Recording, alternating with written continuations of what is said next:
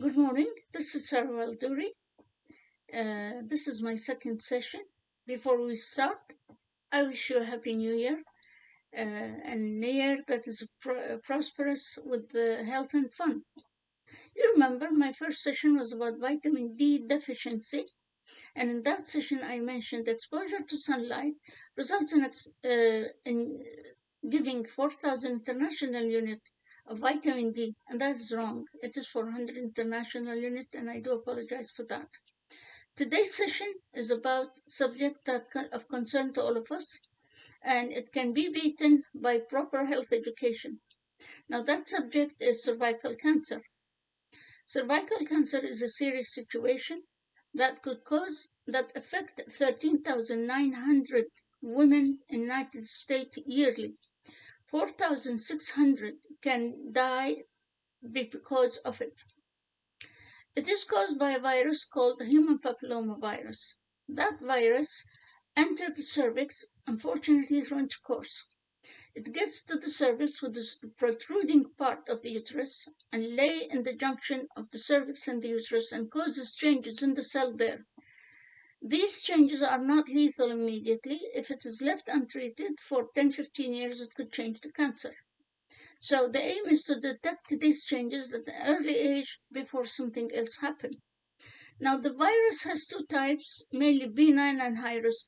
We're concerned with the high risk, and meaning high risk for cervical cancer, and that is type 16 and 18.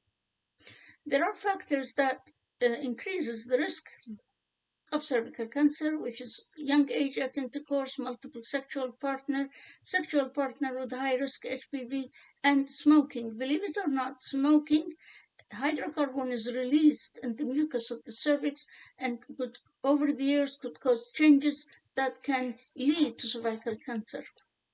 Also, people at risk are immunosuppressed people of HIV, and that has to be taken in consideration. Changes that happen in the cervix can be divided into 4 stages. A very mild, close to nothing, called ascus, which is a normal cell of unidentified etiology. Cervical intraepithelial neoplasia type 1, type 2, type 3. Our aim is to detect changes at level of ascus and CIN1. The changes will be the virus-caused changes in the shape of the cell and in the place of the nucleus. We're not going to go to the details of the pathology, but these are the earlier stages. Now, the 3 societies that are concerned with the prevention of cervical cancer are American College of ONG, American Society of Oncology, and U.S. Preventative Task Force. They agreed on screening start at the age of 21, and that is every 3 years once. We check by cytology, meaning pap smear, and every 5 years we check one for HPV, human papillomavirus. The highest incidence of cancer can happen between 33 to 55.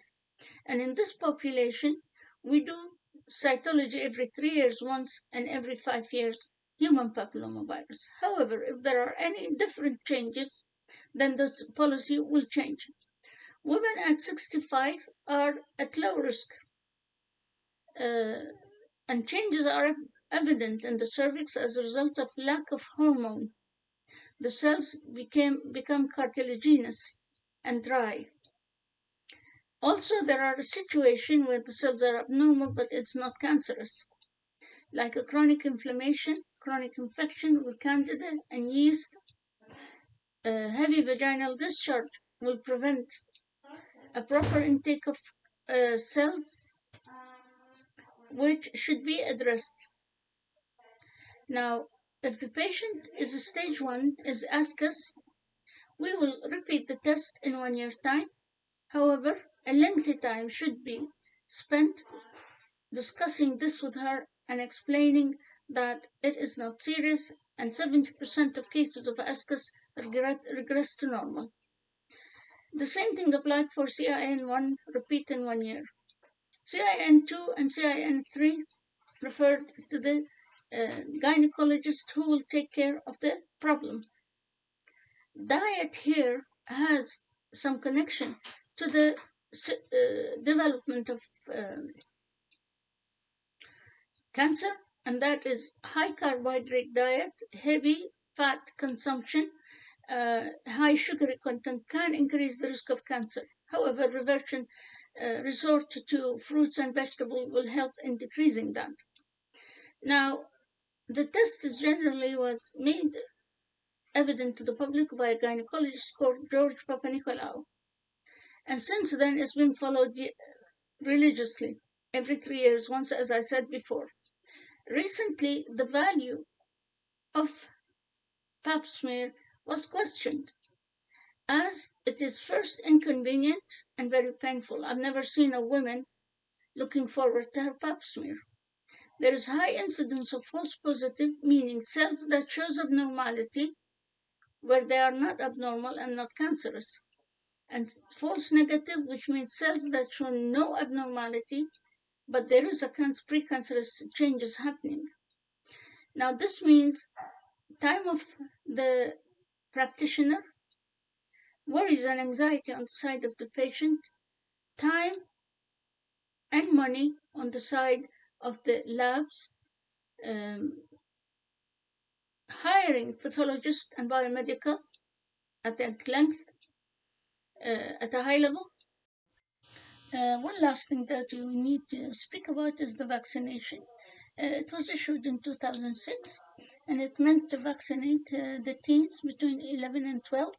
And in this range of age, they need to take 2 injections. Also, it can be given to children at the age of 9 to 15. If at these 2 ages, it should be 3 doses. If the patient comes after the age of 15, now we need 3 doses. Giving the vaccine above the age of 27 does not cause a reduction in the incidence of infection, nor it's going to be reduced the incidence of precancerous changes. However, health education, safe sex, educating the teens mainly, it's extremely important, as this is a very important health issue. Now, vaccination has resulted in extreme drop in infection in teens, about 81%.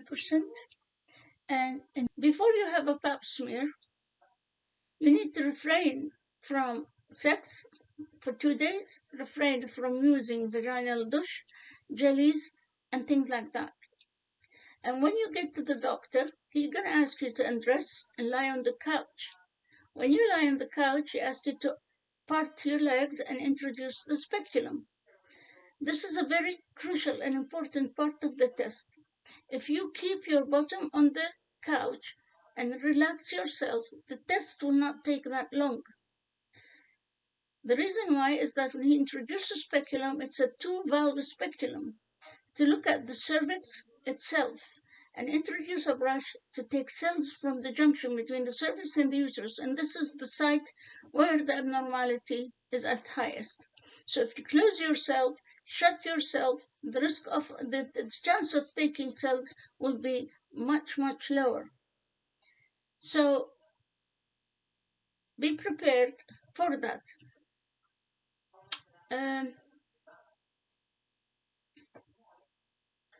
I think there are more to be said about this subject, and I think I have covered the most important. The details of the abnormality, the management is left as a primary care. This is my main concern. The management will be left to the gynecologist.